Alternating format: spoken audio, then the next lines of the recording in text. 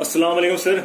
वालेकुम सलाम। सर, बड़े अरसे के बाद और काफी मुद्दों के बाद हमें आपसे बात करने का मौका मिला है, हमें आपसे मिलने का मौका मिला है।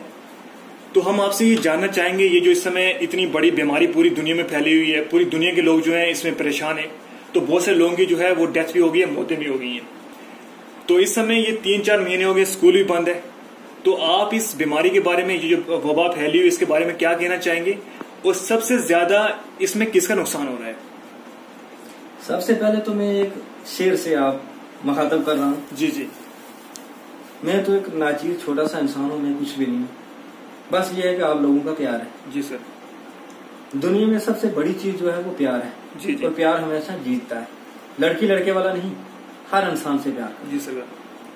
मेरे दामन में तो कांटों के सिवा कुछ भी नहीं, आप तो फूलों के खरीदार नजर आते। क्या बात है, माशाअल्लाह। हशर में कौन देगा मेरी गवाही, सब तुम्हारे ही तलबगार नजर आते। ये जो रहा मसला इसका, ये कोरोना जो है सर, कोरोना नहीं है, कोरोना वही। हाँ सर, मैं माजूद हूँ कि मैं गवर्नमेंट स्कूल से पढ़ा हूँ और मास्टर डिग्री मैंने उर्दू में की। सर, गवर्नमेंट स्कूल में इंग्लिश पढ़ाई जाती है, लेकिन वो ना के बराबर है। अच्छा। ABC मैंने 7th में सीखी थी। अच्छा। हमारे टीचर ही इतने काबिल थे और कबड्डी और कुड़ुल गेमें खेलते रहते थे आपस में। बदकिस्मती से आज के दौर में, इस टेक्नोलॉजी के दौर में मैं सीख ना सका। आज तो भेड़ बकरियों वाले जो आशिक माशूक है वो भी इंग्लिश सीख रही हैं। जी जी। मैं ना सीख सका। खैर छोड़ो उस बात को। ये जो बीमारी फैली है, काफी मैंने खोज की कि ये क्या चीज है। अच्छा। मेरे हिसाब से इंग्लिश में या साइंस के लिहाज से कुछ भी नाम दिया होगा, लेकिन ये मुंह चरे की बीमारी है। किसकी सर? मुंह चरे की बीमारी होती है। मुंह चरे की लफ्ज है, मुंह चरे की बीमारी। जी जी। यानी एक दूसरे को सुंग संग करना। अच्छा। अल्लाह ताला की जात देखती रही ऊपर से। तो आजकल के खासकर जो नौजवान नस्ल, जो आजकल की ये बॉयलर मुर्गे, अच्छा, या ये डाया पोटाश की औलाद या यूरिया की औलाद जो पैदा हुई है, इन्होंने ज्यादा अंत मचाया हुआ था। अच्छा। तो अल्लाह ताला ने फौरन मोहर लगा दी।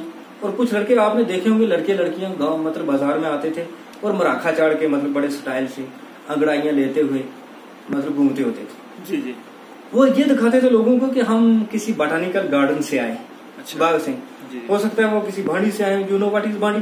सर, भांडी नहीं जानते, भांडी बताइए आप। Oh very bad sir. भांडी is just like as a guest house of मंच, दांद, चोटा and etcetera other animals, pet animals. अच्छा अच्छा। Guest house in which they are staying, sowing, guest house of मंच, our flow, just like as we live in this home, just like same is animal home अलग। ठीक। तो ये वो कौन है? जी जी। बीमारी मैंने बता दिया है कि वो मुंह चरे की बीमारी। जी जी। जो सुंग संग से ये करते थे तो खुदा ने मोहर लगा दी। जी सर। वही जो फैशन करते थे, मराखा चढ़ाते थे, वो आज अल्लाह ताला ने परमानेंट लगा दिया। सबसे पहले ये मराखा जानवरों पे आजाद हुआ। जब हमारे गांव में जब धान की खेती करने जाते थे तो लोग क्या करते थे, बैल के मुंह के ऊपर लगा लेते थे कि किसी का फसल नुकसान ना करे। तो आज मतलब वो नौजवानों ने उसकी नकल की, तो फिर अल्लाह ताला ने परमानेंट कर दिया। जी। दुनिया नाम तो मचाया हुआ था। मैं छोटी सी मिसाल देता हूँ। मैं HM में पढ़ाता था, तो वहां से छुट्टी हुई नीचे आया तो एक लड़का, ये मुड़कलियां दी हुई कानों में, तो वो तार यहाँ से नीचे घुसाई हुई है उसने, नीचे पता नहीं कहाँ फिट की हुई थी, ये खुदा जानता है। वो ऐसे झूम रहा है, ऐसे झूम रहा है। तो मैंने सोचा हार्ट की प्रॉब्लम है इसको। तो मुझे तरस है, मैं उसके पास गया। मैंने बोला बेटा कितना अरसा हुआ तुझे बीमार हुए, मतलब ये हार्ट बीटिंग कहाँ से हो रही है, कहाँ तूने ये तार की जो मुड़कली लगाई हुई है, जो पंपिंग हो रहा है, तुम तेरा हार्ट दोबारा मतलब जिंदा हो रहा है। जी जी। वो आगे से दांत निकलता है, नहीं सर म्यूजिक सुन रहा हूँ। अच्छा। मैं नफल सुन रहा था और तेरा बेड़ा गर्क हो, तू मुझे परेशान कर दे रहा है। ये कौन सा म्यूजिक है, तू हिल रहा है, मतलब हार्ट बीटिंग हो रही है और ये तार तूने पता नहीं कहाँ फिट की हुई है। फिर थोड़ा सा मैं हैरान हो गई कि दुनिया कहाँ जा रही है। जी जी। एक और लड़के की बात कर रहा हूँ कि टाउन हॉल में एक बाहर मतलब टाउन हॉल के खड़ा है, उधर सेल्फी मार रहा है। मेरे पास, मैं अमूल कहीं भी जाता हूँ जब, तो मैं नई जनरेशन पे खोज करता हूँ ये क्या कहते हैं, कहाँ कहाँ तक फेंकते हैं। जी। जेब में 10 रुपए नहीं होते और शो क्या करते हैं दूसरी तरफ, hello guy, I am standing या खड़ा होंगे in front of Asia hotel, it is very so cool. Selfie मारते हैं और जेब में 10 रुपए नहीं होते। खड़ा कहाँ है, बाहर, अंदर जाने की तो औकात ही नहीं, क्योंकि खुद बड़ी मुश्किल से घर से अंडे छुपा के, वो भी गंदे अंडे बॉयल करके भेजता दुकान पे, वहां से रिचार्ज करवा लिया। जी। तो लड़कियां भी कम नहीं आजकल की। एक लड़की है इधर साज में, मैं गया एक डेथ पे, तो लड़की बांडी में, मैंने आपको बताया बांडी क्या चीज होती है, खड़ी है, उसने इतना बड़ा वो झाड़ू लिया हुआ, वो मोटा सा होता है जैसे जानवर होते हैं उसी हिसाब से जी। और उसके अंदर जो ओवरफ्लो था, जिसको सर मांझा भी बोलते हैं। यस यस मांझा, हाँ वेरी वेल। ओवरफ्लो जनाब वो जो डंक केक होता है वो इतना था कि यहाँ तक चढ़ रहा था। सावन में आपको पता ही है, डंक केक क्या होता है? डंक का बोला ना आपने, गोबर जिसको बोलते हैं। अच्छा, पाटी। तो वो सावन में जब वो खाते हैं नीला, तो उनकी भी एसिडिटी हो जाती है पेट में। एसिडिटी नहीं, एसिडिटी वही। तो वो जब ओवरफ्लो करते हैं तो वहाँ दुश्मनों का मुंह काला ही हो जाता है। वो लड़की ऐसे वो झाड़ू मार रही है, कॉल कर रही है, तो हम 2-3 लड़के खड़े हो गए रिसर्च करने लगे। कहती है वो ऐसे झाड़ू मारती है, तो वो लड़का पूछ रहा है, जैसे हमें ऑब्जर्व कर रहे हैं कि क्या कर रही है। मैं थोड़ा सा पार्क लगाया हुआ गुलाब के, चमेली के फूल, तो उसके साथ खेल रही। इतनी देर में वो झाड़ू हाथ से नीचे गिरता है, वो नीचे उस डंक केक में गिरता है, उसकी वो छींके आगे पीछे पड़ती हैं, तो कहती है वो शिट। अब शिट एक लफ्ज जो बड़ा फेमस है, मैं सोच रहा था ये बिठ में पाँव पड़ने से ये शिट होता है, लेकिन मतलब कोई और है। जी।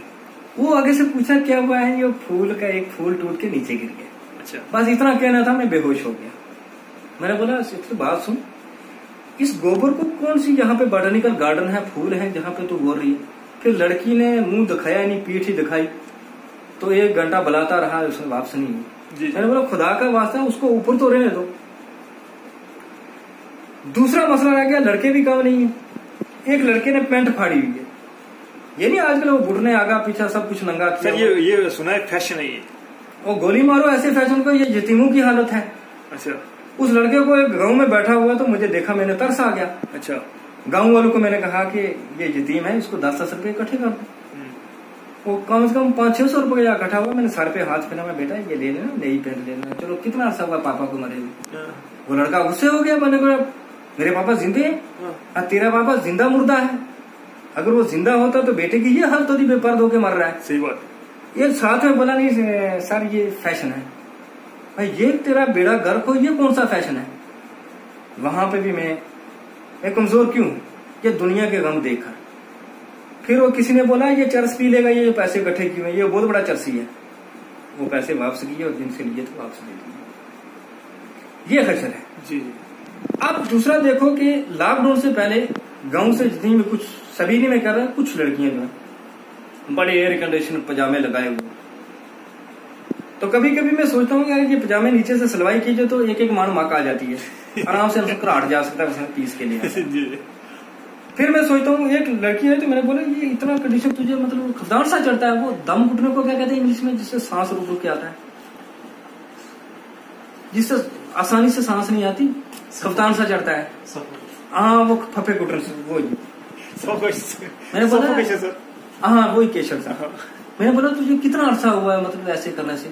गर्म पानी सुबह 1 गिलास पिया कर, यानी ये ऐसे मतलब मैंने आगे से दांत लगाने लगा। तेरा बेड़ा गर्क हो। यहाँ पे आजकल पोल्यूशन का दौर है, यहाँ पे बिच्छू हैं, सांप हैं, चूहे हैं, कोई दूसरी आंत का नतीजा रहा। मसला आपने लॉकडाउन कहा मुझे, तो थोड़ी सर ये मैं आपसे जानना चाहूंगा। मैं ये आपसे शुरू में सवाल किया था कि जो उसी बात पे सुनो सर सुनो, ये लॉकडाउन जो लगा हुआ है ना, मैं इससे मजीद जानना चाहूंगा सबसे ज्यादा नुकसान किसका हुआ है। बस उसी बात पे। हाँ जी, वो इसके बारे में बताएं तो, और इसके बारे में आप लोगों को क्या कहेंगे, इसमें हमें क्या एहतियात बरतनी चाहिए, उसके बारे में आप पूरा डिटेल में बताएं। जी जी। लॉकडाउन सबसे मैंने पहले आपको पता मुझे इंग्लिश कम आती है, मैंने सोचा जो ऊंडे होके चलते हैं तो वो कोई बीमारी फैली है, सभी के लॉकडाउन हो जाते हैं, तो इस वजह से मतलब कोई बीमारी फैली है। मैं जब भी बाजार हूँ देखूं सभी को मतलब सारे तड़ी नहीं चल रहे हैं, कोई डाउन ऐसे लॉकडाउन नहीं। 1-2 बुजुर्ग नजर आया। मैंने बोला अगर 1-2 के होने से ऐसे थोड़ा कर्फ्यू लग जाता है। बाद में आप जैसे पढ़े लिखे ने कहा कि ये लॉकडाउन वो नहीं है, इसका मतलब है कि पूरा बाजार बंद कर देना, किसी आदमी के आना जाना बंद, मतलब वो बीमारी रुक जाए। तो सबसे बड़ा नुकसान जो आप कह रहे हैं, बड़ा कीमती लफ्ज आपने कहा है, सबसे बड़ा नुकसान जो हुआ है वो सबसे ज्यादा आजकल के पूर्ण आशिकों का। मक बेच के छट लगाते, वो टूटी हुई पैंट छोटी तंबी जैसे वो बांडी में पास मरने जा रहा है। जी जी। और लड़कियां जो मतलब घर में छट लगा के जेवर शेवर बेच के जाना पार्क में, जब ठंडी कसी उनके लिए इंटरनेशनल पार्क है या साईगंजी की जियारत, वो ऊपर उसके वहां पार्क वहां जाना, फिर आगे मुंह पे आगे हाथ आके डिंगा होके पोज मारना। जी। और कई बार जब मैं उनके फोटो देखता हूँ मैं सोचता हूँ शायद माँ ने कच्ची दाल खिलाई है, पेट में कड़ोल पड़ रहे हैं इसलिए डिंगी हो रही। फिर आप जैसे लोग समझाते हैं भाई आप परेशान ना होना, ये इनका स्टाइल ऐसा है। अच्छा। तो कई बार मैं वो नुस्खा देखने लगा था कि शायद डिंगे होने की बीमारी, क्योंकि मेरे बाप दादा हकीम थे, मैं उनकी दवाइयां ढूंढने लगा। फिर बाद में कहा ये ऐसा कुछ नहीं है, ये जानबूझ के ऐसे करते हैं। वहां अच्छा ये वो कौम है कि जो बोल रही है कि आ बैल मुझे मार, उन लोगों का सबसे बड़ा नुकसान हुआ है। जी सर। मैं कई बार रात भर रोता रहता हूँ। अच्छा। बाकी तो जिसको अल्लाह ताला ने पैदा किया उसको रोजी भी देनी है। बिल्कुल। क्योंकि जो ही सुबह होती थी वो बाजार में पहुंचने की कोशिश करते कि आपने आशुओं को मिलना चाहते थे। सबसे बड़ा उनका नुकसान हुआ है कि इस लॉकडाउन से मतलब वो नहीं मिल पाए, तो हर जगह पहरा था, तो निशाने पे भी वही थे। जहां भी पुलिस वालों ने बदतमीजी कोई की है, गुस्ताखी उनके इस्तकबाल में, तो उन्हीं को उंडा करके उनकी पेशानी पे मतलब उन्होंने मतलब फिजियोथेरेपी कहते हैं इंग्लिश में, हाँ जो कुछ भी कहते हैं हाँ वो मसाज वगैरह की। अच्छा। ताकि ये फिटनेस रहे। सर हम आपसे एक और लास्ट बात जानना चाहेंगे, बड़ी बातें हमने आपसे की और बहुत अच्छी आपने जानकारी हमें दी। ये बात जो है ये आप मुझे बताएं, जो इस समय जो यंग जनरेशन है खासकर जो स्टूडेंट्स हैं उनके बारे में क्या कहेंगे, उनकी पढ़ाई के बारे में क्या कहेंगे। और ये बहुत सारे प्राइवेट जो है कोचिंग सेंटर खुल गए हैं, लोग जो है ट्यूशन पढ़ा रहे हैं, ये ट्यूशन पढ़ाना कुछ सही बात है या फिर बच्चा जो स्कूल से पढ़ाया जाए वो ही पढ़ सकता है या फिर ट्यूशन पढ़ना जरूरी है? ये ट्यूशन के नाम पर बच्चे जाते हैं, फैशन करते हैं, पता नहीं क्या क्या करते हैं, वहां पढ़ते भी हैं नहीं पढ़ते। ये आप एक्सपीरियंस से आप मुझसे बड़े हो, आपको ज्यादा पता होगा। बड़ी बात है कि जिस स्कूल में मैं रहा, जी जी, सबसे पहले तो वहां से मैंने बहुत कुछ सीखा। जी सर। वो स्कूल ही खतरनाक है, वहां ने मैंने सिखाया कुछ नहीं बल्कि सीखा है। जी। ट्यूशन सेंटर एक तो जिन लोगों के पास पैसा है बहुत ज्यादा, वो पैसा कहीं एडजस्ट नहीं होता, जिनके बच्चे ऑलरेडी प्राइवेट स्कूल में पढ़ रहे हैं, अगर ध्यान से वही बच्चे उस लेसन को पढ़ें तो मुझे लगता है नालायक से नालायक बच्चे को भी ट्यूशन की जरूरत नहीं पड़ती। जी जी। पहले से उन बच्चों पे बोझ ज्यादा है, मतलब स्कूल का काम करना, टेस्ट की तैयारी करनी, तो फिर वो बच्चे जब ट्यूशन पे जाएंगे, गाड़ियों की प्रॉब्लम भी है, गाड़ियों की प्रॉब्लम भी है। जी जी। फिर ट्यूशन पे अब कैसा माहौल है वो आप बेहतर जाते हो, आप ही टीचर हो। जी जी। समझ गए हो? ट्यूशन पे सिर्फ टाइम वेस्ट है। जी सर। और वहां पे बर्बादी है। जी। सीधी सी बात है, जो लोग अच्छे हैं वो इस चीज को जान लें, एक तो टाइम वेस्ट है, क्योंकि वो बच्चा 5-6 बजे घर पहुंचेगा, वो स्कूल का काम कब करेगा? जी जी। फिर वो टेस्ट की कब तैयारी करेगा? जी जी। तो ट्यूशन जो है ये सिर्फ पैसा और टाइम वेस्ट है, और बच्चों को मतलब पटरी से उतर जाना, सीधी सी बात है। जी जी सर। तो बाकी रह गया मसला ट्यूशन सेंटर की, जहां तक बात रही तो मैं